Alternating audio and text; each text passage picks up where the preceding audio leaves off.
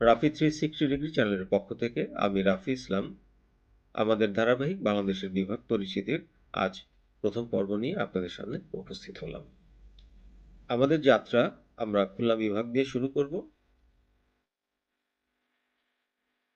আমাদের ভিডিও যদি আপনাদের ভালো লেগে থাকে তাহলে লাইক ও শেয়ার করবেন এবং আমাদের নতুন নতুন ভিডিও পেতে চ্যানেলটি সাবস্ক্রাইব করার জন্য অনুরোধ করলাম।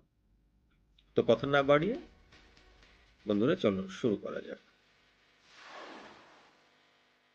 খুলনা বিভাগ বাংলাদেশের দক্ষিণ পশ্চিমাঞ্চলে অবস্থিত একটি প্রশাসনিক অঞ্চল।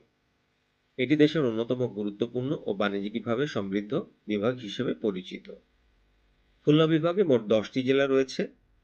এই বিভাগের আয়তন প্রায় 22,284 বর্গ কিলোমিটার এবং জনসংখ্যা প্রায় 15 মিলিয়ন। খুলনা বিভাগ